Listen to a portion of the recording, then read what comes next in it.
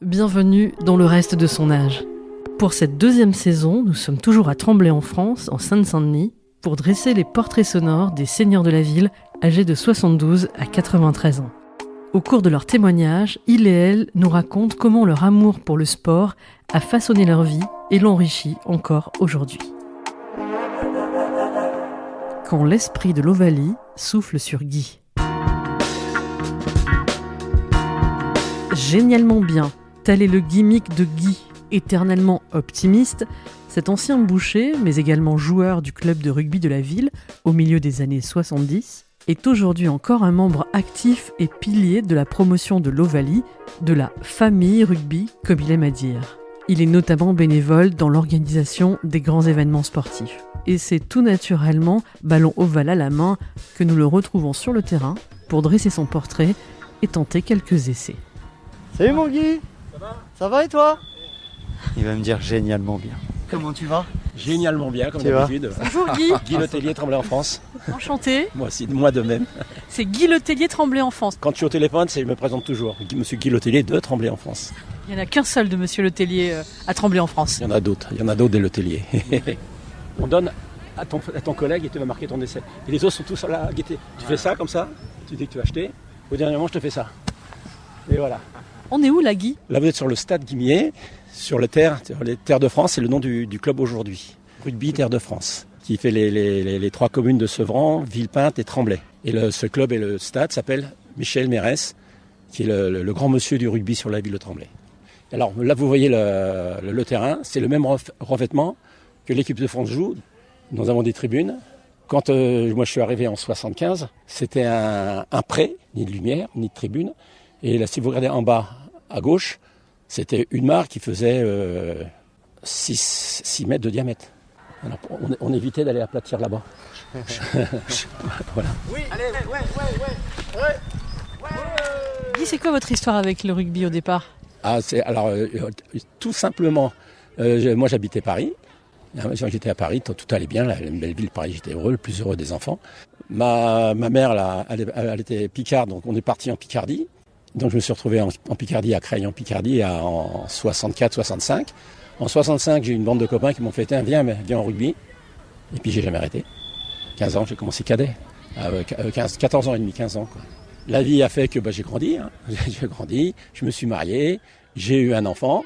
Et puis on commençait très tôt à travailler.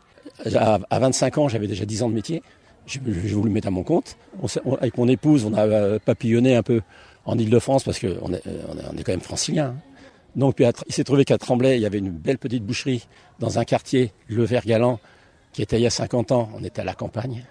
Là, on était à la campagne, tranquille. Comme je connaissais personne, moi je suis allé directement vers le rugby. Après, je suis allé voir, comme j'étais commerçant, l'association des commerçants. Pour intégrer une ville, il faut faire partie d'une association et donner de sa personne. C'est pas donner, voulez-vous donner. Non, c'est aller chercher et être humble, puis intégrer tout doucement, et puis écouter les anciens qui ont plus d'expérience que vous et apprendre beaucoup auprès d'eux. Et tout doucement, j'ai fait mon chemin, voilà, c'est tout. Mais toujours en écoutant les gens qui étaient plus compétents que moi. On s'instruit beaucoup. Parce que moi, je parle beaucoup, mais j'écoute beaucoup. Et c'est vrai, mais on s'instruit énormément dans n'importe quel métier. Écoutons les anciens. Je vais toujours devant la ligne. Je vous la passe à vous. Okay. Et vous êtes là. Il n'y a plus personne. Regardez, on a éliminé tous les joueurs en face. Vous allez mettre le ballon. Et vous avez le droit de vous jeter et faire une galipette. Qu'est-ce que ça représentait pour vous le rugby dans votre vie? Bonne question. Ça a formé ce que je suis devenu. Voilà, c'était l'école de la vie. Je suis rentré donc en 65, à l'âge de 15 ans, au rugby. J'ai découvert un monde et qu'on vous apprend l'animation, la gentillesse, le respect de l'autre, énormément le respect de l'autre, qui aujourd'hui malheureusement, avec les professionnels, tout se perd un peu, c'est dommage. Mais le respect de l'autre, beaucoup de respect, beaucoup d'amitié, la joie de vivre. On a regardé sur un tableau, il y a monsieur Jean-Pierre Lavigne qui est là. Moi, je suis arrivé en 75, il ne me connaissait pas. Il m'a pris sous son bras et aujourd'hui, 50 ans après, on est toujours amis. Voilà, c'est le partage de la vie, c'est surtout l'honnêteté aussi. C'est un sport où les gens sont honnêtes. L'honnêteté amicale. On est amis, on se trahit pas. Il n'y a pas de trahison dans le rugby. On dit oui ou on dit non. Si on peut pas, on dit non. Et si on dit oui, on fait. Et alors ça atteint de... c'est pas moi qui l'ai inventé, mais quand on veut, on peut. Et quand on peut, il faut faire. C'est pas évident, mais c'est un peu ça. Dans la vie, il faut vouloir pour avancer. Et le rugby, c'est un jeu où on avance. Donc, il faut avancer. Il n'y a aucune vie, qu'elle soit professionnelle, où il n'y a pas des embûches. Mais on apprend à les surmonter au rugby. On apprend à les surmonter. On est là, quand on est sur un terrain, on est rugbyman. Mais ça donne ce que ça m'a apporté, moi, l'endurance, on va dire la sagesse. Par contre, je suis toujours aussi bavard, ça, tant pis. Mais je veux dire, le respect de la vie. J'ai éduqué mes enfants. Enfin, nous avons éduqué, parce que j'ai des enfants avec ma femme quand même. On a éduqué nos enfants dans la droiture, dans le respect de l'autre. C'est ça le rugby. Ma fille, elle a été la mascotte. Elle nous suivait partout. Elle faisait de la danse.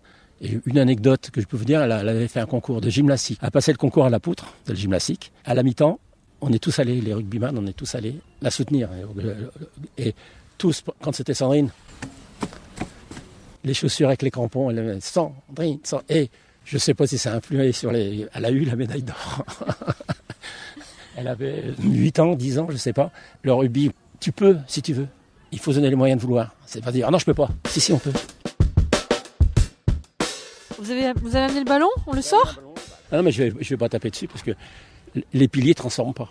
Les piliers ne transforment pas, ce sont les 3/4 qui transforment. La transformation, vous mettez le ballon comme ça sur un T, voilà, il tient, vous reculez, comme vous voulez, 4, 5, 6 mètres, vous regardez là-bas, c'est les yeux qui guident le ballon, toujours. Okay. Et vous tapez là, et vous faites 50 mètres, moi j'ai le ballon, il va arriver là, moi je ne vais pas l'éviter.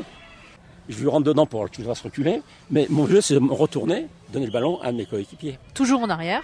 Toujours en arrière, les avants sont interdits. Et en avant, et même si on tombe au sol, on essaye de mettre la main derrière.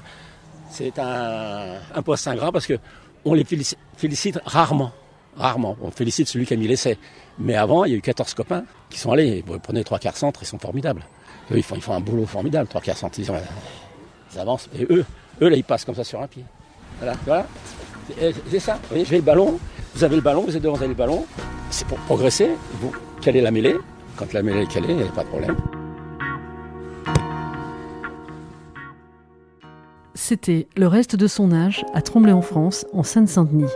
Une série de podcasts coproduite par la ville de Tremblay-en-France et le studio Elson, réalisée avec les équipes du service d'aide et d'accompagnement à domicile de la ville, les loisirs seniors et la médiathèque Boris Vian. À très vite pour un prochain épisode.